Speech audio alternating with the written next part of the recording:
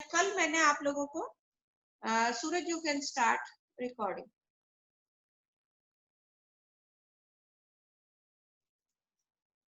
हम लोग reproduction in organisms कर रहे हैं कि how do organisms reproduce. Yesterday class में हम लोगों ने क्या लिया था बेटा? हमने ये लिया था कि जब भी रिप्रोडक्शन होना होता है तो सेल डिवीजन इज नेसेसरी, और सेल डिवीजन होना होता है तो उसके लिए रेप्लिकेशन ऑफ डीएनए होता है। और रेप्लिकेशन ऑफ डीएनए में मैंने बताया था कि मोस्ट ऑफ द पार्ट जो रेप्लिकेट होता है, रेप्लिकेट मतलब making the copy of the previous one, exact copy बनाना। तो जब रेप्लिकेशन होता है तो रेप्लिकेशन 100% करेक्ट नहीं होता, लेकिन मैं ये भी नहीं कहूंगी कि हर बार उनके अंदर कोई चेंजेस आते हैं। हम सिंपली ये कह सकते हैं कि whenever replication is there, so the cell is capable of making exact copies of replica या exact replica of the DNA। तो सेल क्या करती है? exact replica of DNA बनाती है।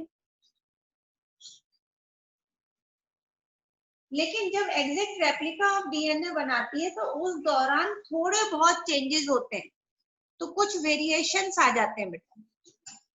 और मैंने बताया था अगर वो वेरिएशन स्मॉल है तो वो पास हो जाते हैं, और अगर वेरिएशन लार्ज है तो उसकी वजह से सेल सरवाइव नहीं करती है ना, सरवाइव नहीं करेगी। और ये वेरिएशन ही आगे चल के चेंजेस लाते हैं जिसकी वजह से हर ऑर्गेनिज्म दूसरे से डिफरेंट होता है। ओके, अब बात आती है कि ये तो हो गया कि रेप्लिकेशन होना जरूरी है क्योंकि सेल डिवीजन होता है तो न्यू सेल में डीएनए मटेरियल जाता है। अब हम लोग आते हैं बेटा नेक्स्ट चीज कि वेरिएशन क्यों जरूरी है।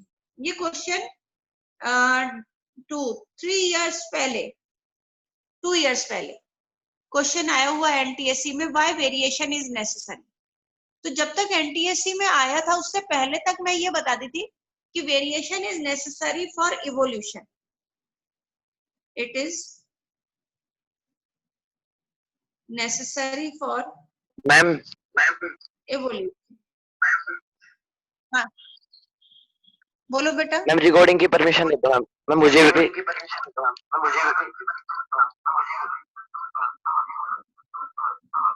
कौन बेटा? मैम हर्ष नाम 10th बोलो। F2।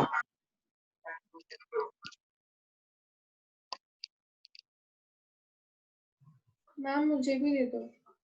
हर्ष अभी ज्वाइन करा है, आपने पहले थे नहीं ना। क्या नाम? Divya. Ma'am Divya, yes ma'am. Okay बेटा, कर दिया। अब आप लोग अपना अनम्यूट कर लो बेटा।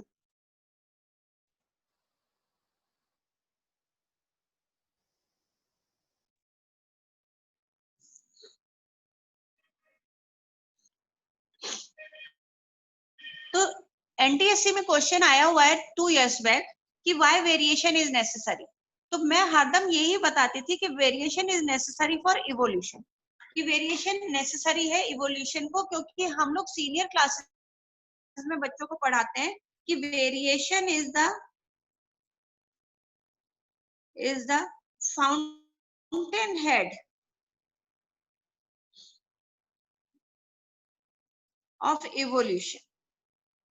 यानी वेरिएशन जो है वो फाउंटेन की तरह काम करता है। फाउंटेन मतलब फवारा, एक से निकला, एक जगह से निकलता है फवारा और ऐसे अलग अलग डायरेक्शन में पानी जाता है बेटा।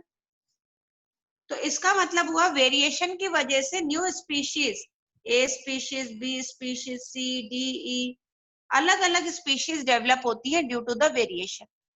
लेकिन एनटीएससी में उस आंसर को रॉन्ग कर रखा था, और करेक्ट आंसर क्या कर रखा है? तो करेक्ट आंसर था कि वेरिएशन किस लिए नेसेसरी है। तो वेरिएशन इज, तो मैं इसको लिखूंगी variation, it is necessary for the survival of species over time, यानी समय के साथ साथ स्पीशीज में कौन सी स्पीशीज सरवाइव कर सकती है, उसके लिए वेरिएशन इज नेसेसरी।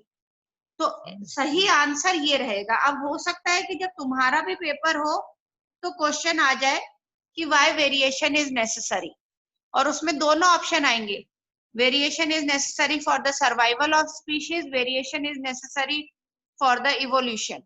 आपको आंसर लिखना है necessary for the survival of the species, क्योंकि ये बिल्कुल वही वाला काम है बेटा जो हमने रेस्पिरेशन का करा था कि 1 ग्लूकोज मॉलिक्यूल गिव्स 36 एटीपी और 38 एटीपी। तो एक्चुअली हायर क्लासेस में तो हम नेट एटीपी गेन जो बताते हैं वो 36 बताते हैं, लेकिन एनटीएससी में 38 एटीपी को ही करेक्ट माना जाता है, 36 एटीपी को करेक्ट नहीं माना जाता। तो इसलिए एक क्वेश्चन तो अपने दिमाग में ये वाला रख लो बेटा कि वेरिएशन क्यों नेसेसरी है। तो variation is necessary for the survival of the species over time. अब इसका इन्होंने बुक में एक एग्जाम्पल भी दे रखा है। अब अपन उस एग्जाम्पल को लेते हैं कि how variation is necessary for the survival of time, survival of species over time. अब what the example they have taken, they have taken the example of bacteria. Usually हम लोग बैक्टीरिया का एग्जाम्पल इसलिए लेते हैं बेटा, पहली चीज मैं आपको बताती हूँ, वेरिएशन और इवोल्यूशन या सर्वाइवल ऑफ द स्पीशीज या स्पीसीएशन, जो भी चीज डिपेंड करता है वो सब चीज डिपेंड करता है on the life span of the organism. वो मैं उस चीज को बाद में डिस्कस करूंगी, पहले मैं अभी बैक्टीरिया का डिस्कस कर लेती हूँ। इन्होंने एक बताया कि सपोज एक बैक्टीरिया है, ठीक है, तो मैं यहाँ पे एक बैक्टीरिया की कॉलोनी बना देती हूँ, ए कॉलोनी। अब इस कॉलोनी में बैक्टीरिया रह रहे हैं, बहुत सारे तरह के बैक्टीरिया जिनके अंदर कुछ वेरिएशंस भी आ गए हैं। तो उन वेरिएशंस वाले बैक्टीरिया को मैं सिंपली डॉट, रेड डॉट से रिप्रेजेंट कर रही हूँ। किसी में एक तरह का वेरिएशन है, किसी में दूसरे तरह का वेरिएशन है, उसको मैं ब्राउन डॉट से रिप्रेजेंट कर रही हूँ। किसी में तीसरी टाइप का वेरिएशन है, वेरिएशन मतलब चेंजेस तो कुछ भी हो सकते हैं ना बेटा, हमारे अंदर भी बहुत सारे अलग अलग तरह के वेरिएशन है। तो ये मैंने एक कॉलोनी बना दी, बैक्टीरिया की स्पीशीज एक ही है, लेकिन उनके अंदर कुछ वेरिएशंस है, लेकिन उन वेरिएशंस का किसी को भी नहीं पता कि भाई ये किस चीज के लिए रिस्पॉन्सिबल है, वो उनकी बॉडी के अंदर इनबिल्ट है। इनबिल्ट है, ठीक है भाई। अब सपोज ये बैक्टीरिया की कॉलोनी रह रही है किसी ऐसे एरिया में जहां पे टेम्परेट रीजन है और वाटर के अंदर रह रही है, सपोज टेम्परेट वाटर में रह रही है।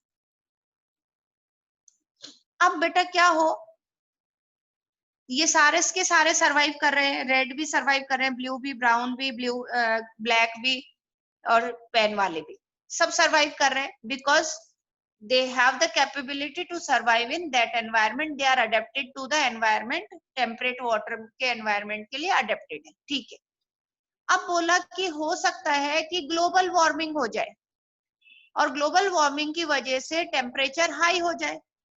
अब अगर इसी वाटर का टेम्परेचर क्या हो जाए बेटा, हाई हो गया।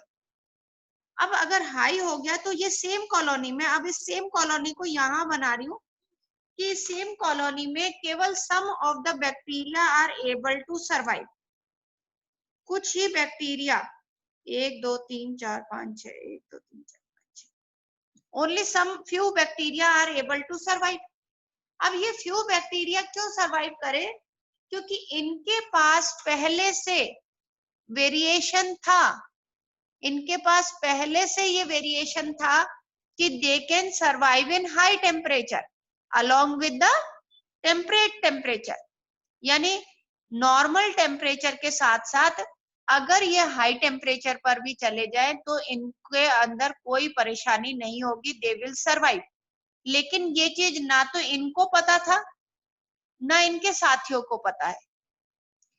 ये एक तरह से सिंपल सी चीज हो जाए कि भाई आप सारे के सारे बच्चे 10th F2 में बैठे हुए हो, टीचर आ रही है, पढ़ा रही है, ठीक है भाई, पढ़ा दिया, सारा कुछ हुआ, हमें लगा कि सब बच्चे भाई पढ़ रहे हैं, ठीक है।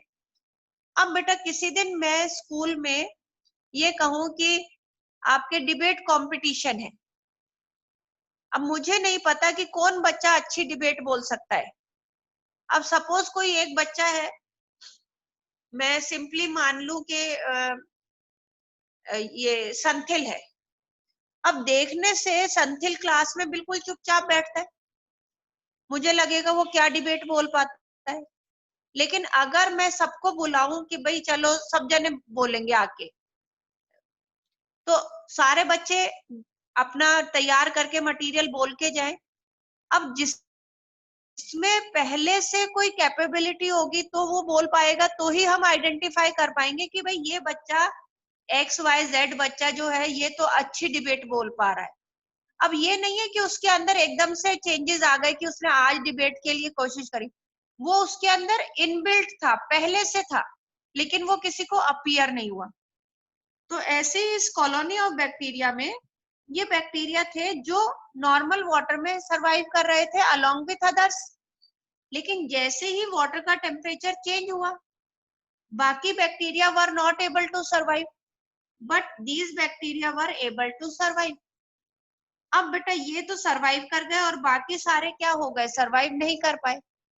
इसका मतलब नेचर ने इनको क्या कर लिया बेटा, सेलेक्ट कर लिया। तो नेचर ने इनको क्या कर लिया बेटा, सेलेक्ट कर लिया। अब जब नेचर ने सेलेक्ट कर लिया और यही बैक्टीरिया सरवाइव कर रहे हैं एट हाई टेम्परेचर, तो अब now these will able to reproduce, क्योंकि बाकी तो बचे ही नहीं। अब जब ये रिप्रोड्यूस करेंगे तो ऑटोमेटिकली अब इनका नंबर क्या होगा बेटा, इंक्रीज। अब इनका नंबर इंक्रीज हो रहा है बेटा। अब मैं ये नहीं कह रही कि सारे के सारे अब इनके अंदर कोई वेरिएशन नहीं आएगा, क्योंकि व्हेनेवर दे रिप्रोड्यूस, जब भी रेप्लिकेशन ऑफ DNA होगा,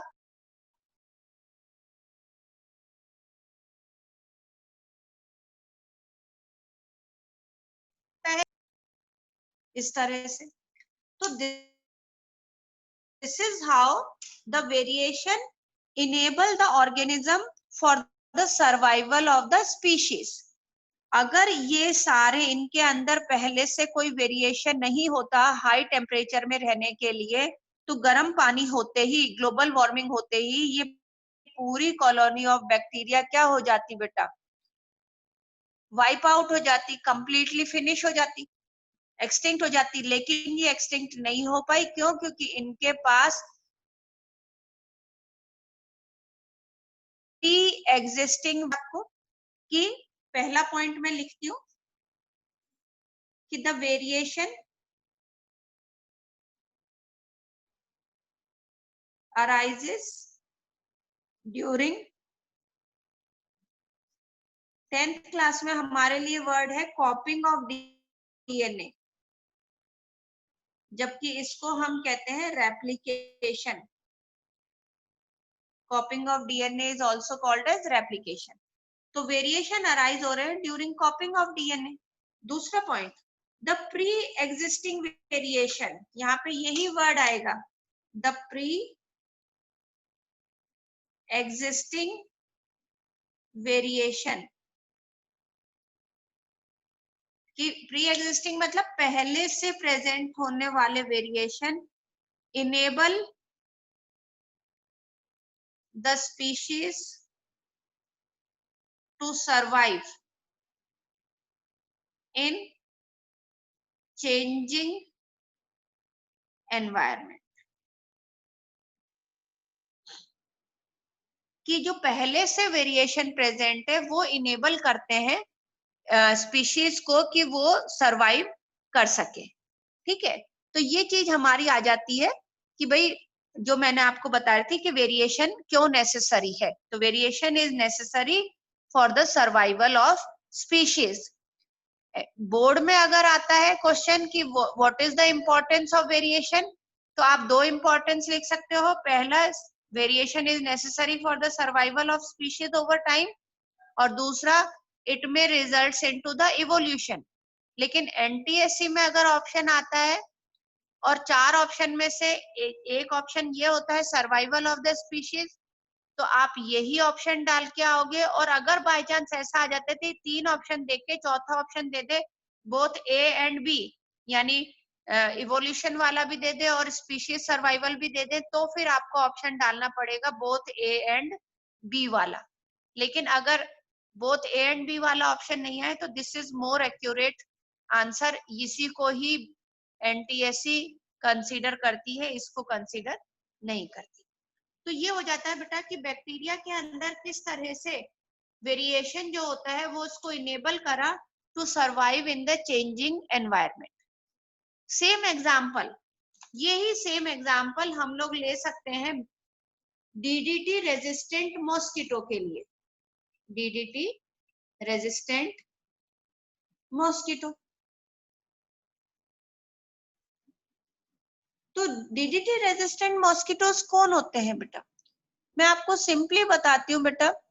When I was around 5 to 6 years old, 5 से 6 साल की थी मैं, 1978 की बात आप मान लो, 78-79 की बात मान लो।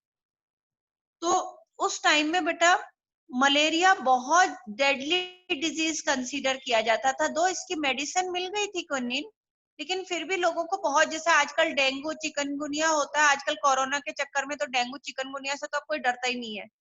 तो उस टाइम में मलेरिया बहुत डेडली डिजीज हुआ करती थी। तो जैसे आजकल फ्यूमिगेशन करते हैं कोरोना को किल करने के लिए, उन दिनों डीडीटी का स्प्रे किया जाता था मॉस्किटोज को किल करने के लिए जो मलेरिया कॉज करते।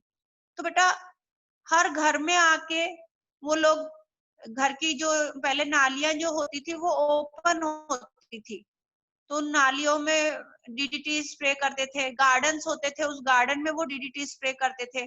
पीछे जो सीवर का मतलब नाला जाता था उसमें डीडीटी स्प्रे करते थे। घर में भी अगर किसी को डीडीटी स्प्रे करवानी है कोने वोनों में तो वो स्प्रे करवाते थे। क्यों? क्योंकि डीडीटी मॉस्किटोज को किल करती थी।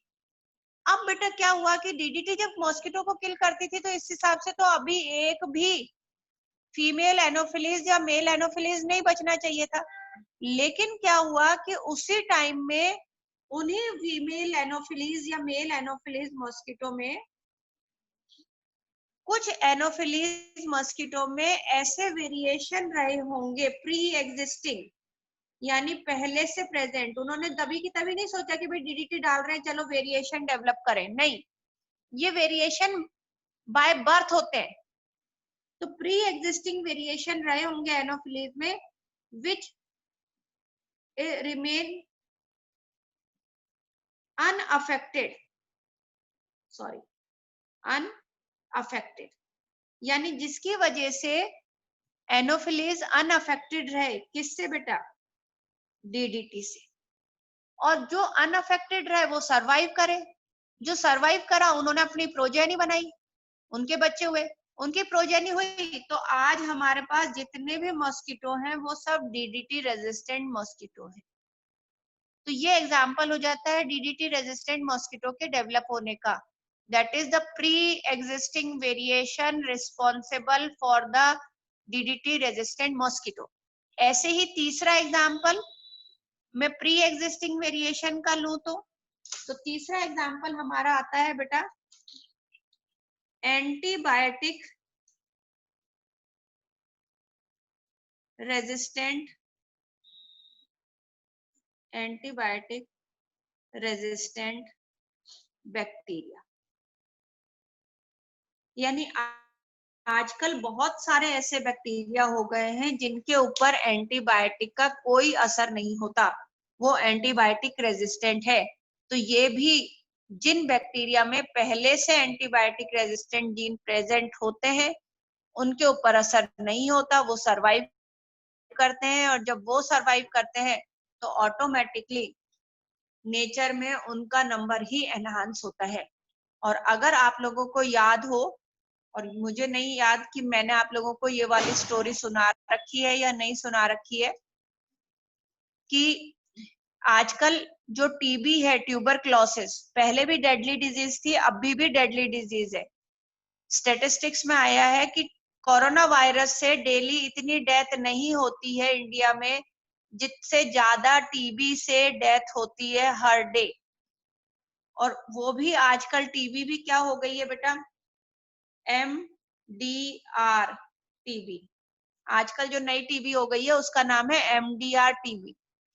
MDR टीबी क्या है, मल्टी ड्रग रेजिस्टेंट टीबी, यानी इसके ऊपर किसी भी, इस ट्यूबरक्लोसिस बेटा जो होता है बैक्टीरिया होता है, इसके ऊपर एंटीबायोटिक काम करता है, लेकिन ये इसमें अपने आप को इतना अंदर, इनके अंदर इतने वेरिएशन आ गए हैं कि अब इनके ऊपर किसी भी एंटीबायोटिक का असर नहीं होता, और उसकी वजह से अगर किसी पर्सन को ये वाली टीबी हो जाए तो उसकी डेथ निश्चित है विदिन 2 इयर्स, विदिन 2 इयर्स, है ना।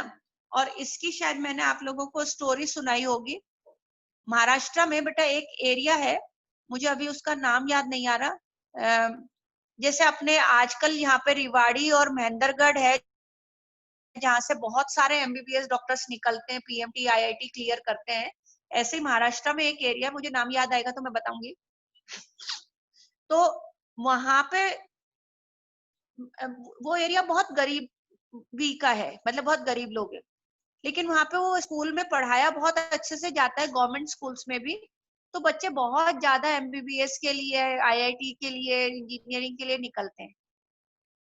तो बेटा 2 बहन भाई थे, दोनों का MBBS में हो गया सिलेक्शन। पहले बड़े भाई का हुआ, छोटी बहन ने मेहनत करी, उसका भी हो गया, ठीक है भाई।